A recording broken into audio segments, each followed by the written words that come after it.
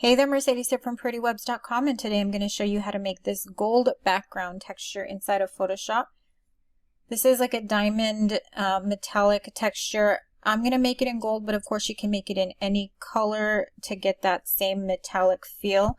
And if you stick around to the end of the video, I'm going to show you how to tweak this to get other styles as well. My favorite application for this is inside of text. I'm going to show it to you quickly. I just love the way this looks in text effect like this. So if you like this text effect, go ahead and check the description down below for a link to download this Photoshop layer style. But for now, let's go ahead and get started on creating this pattern. We're going to start first by creating a simple pattern. So I'm going to come up here to File, New, and I'm going to make a very basic, we'll do 60 pixels by 60 pixels.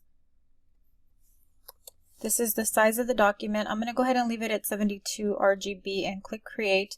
So this is our document. It's very small. At the moment, I'm going to zoom in. So I'm at 800 right now. And I'm going to come over here to the rectangle tool right here. Just click, hold it, and then choose the rectangle tool. And make sure that your fill up here is blank. And your stroke is black. We want this to be 20 pixels. So it's going to be 1/3 the size of the canvas.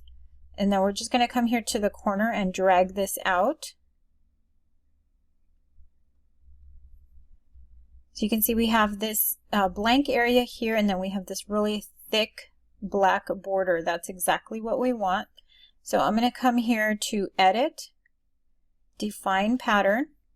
And I'm going to call this 60/20 so that I know that the size of the actual document is 60 and my pattern is 20 thick. This is just my way of remembering it. You could name this whatever you want. Go ahead and click OK. And from there, we don't need this anymore, so I'm going to go ahead and get rid of it. Now I'm going to come back up here to File, New, and we're going to set up a new document. This one we'll set up at 3600 pixels by 3600 pixels, 72 resolution. If it's for print, you'll take that up to 300. You can set this up in RGB or CMYK color. You're going to get a lot brighter color with RGB, but it's going to depend on your printer if you are printing it. So we're going to stick to RGB, and I'm going to click Create. So I unlock the background layer because this is going to be our base layer. So I'm just going to actually just color this black. So I do have my black and white default right here. If you don't have that, you can just click on that little icon and that's going to bring those back. What I'm going to do is fill it with this foreground color. So that's going to be on my keypad, Option and Delete. That is going to fill that with the foreground color. Okay, so Option or Alt on a PC and Delete to fill that with the foreground color. This is our base. Now we're going to add a new layer. So we'll just click on that little icon down there to add this new layer. So I am going to fill this layer right here with the background color. So I'm going to press Command or Control on the PC and Delete. That's going to fill that with the background color. So you can see we have the foreground, which was Alt or Option and Delete, and the background color is Control or Command and Delete to fill those. So in order to make this pattern, you are going to need a base glitter texture and you're going to need a gradient. I am going to supply those for you, so you'll find a link down in the description to download those resources. But if you would prefer to make it on your own, I do have a video that will show you how to make this glitter pattern step by step from scratch. So either way, whichever way you want to do it, the links will be down in the description.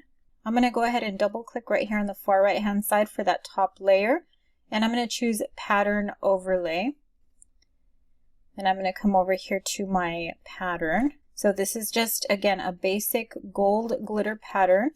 I'm going to take that up to 100%. My blend mode is normal, my opacity is 100%, angle 0, scale is at 100%. I'm going to go ahead and click OK, and I'm going to get this basic, just a plain basic glitter here. And I'm going to right click and rasterize that layer. You can also turn it into a smart object. It's really up to you. Just for simplicity, I'm going to rasterize it. And now I'm going to add a mask. So I'm going to come down here to this little icon and click on that. So this is where we're going to add the pattern that we just created, that little square pattern. Make sure you have the mask selected. We're going to come up here to Edit, Fill, and make sure that under Contents you choose Pattern. And the pattern that we're going to choose is that little square pattern. This is the one that we just created right here. Our blending mode is normal and opacity at 100%, and go ahead and click OK. So it's not exactly what I showed you in the preview. So we're going to go ahead and make a few changes to this. I'm just clicking on the letter V to bring up the anchors. You can also press Command T if those don't come up for you. And that's going to bring up the transform tools. And I'm still on this mask right here. What I'm going to do is just turn it. I'm holding the Shift key and I'm turning it until I get to 45 degrees. In my case, -45. I'm holding Option and Shift, or Alt and Shift, just to keep this uniform as I stretch it. So I'm going to bring it up and then press Enter to accept the changes there. So now I have that square pattern there, and I'm going to add a few more things to this just to give it a little more interest. I'm going to double click right here on the far right hand side. I'm bringing up those layer styles for the layer one more time, and I'm going to add a stroke to this. So go ahead and click on the stroke, and the size for the stroke is going to be about 5 pixels. We're going to leave the position center, blend mode normal, opacity 100%.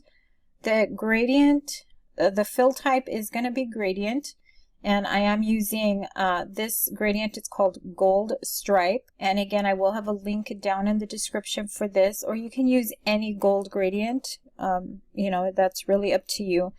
My scale for this I'm going to take up to 100%. So this is pretty much it for this pattern. There are a lot of other things that I can do with it, which I'm going to show you right now. So what I'm going to do is add a new layer here, and then again just fill this with any color. I'm going to bring it down underneath this layer. So you can see, you know, just changing the color is going to have a big effect on what this looks like, but it's not really what I want to do here. What I'm going to do is double click right here, and I'm going to add that same glitter pattern here to this one. I'm going to take down the size to about 50% just to give us a little bit of variation in the glitter, and I'm going to click OK. I'm going to zoom in so you can see this a little bit better. So basically the lines between the little diamonds are also glitter now. And what I'm going to do is come back in here, double click on the stroke, and I'm going to make some adjustments to the stroke. So if I take this up, you can see how I'm getting, you know, starting to get a different style of pattern. So I can just work with this until I get something that looks a little more interesting to me. And then I can also work with the scale of the gradient as well. So we can, you know, make it bigger. I'm going to take this up to about 20 or 30, maybe 20. And then I can also work with the angle of the stroke to get a whole bunch of different styles here.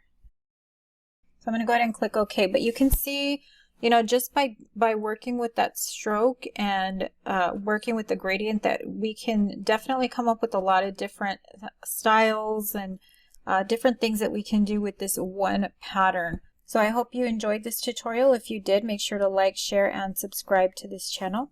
And visit PrettyWebz.com for more design resources and tutorials. Until next time, thanks for watching.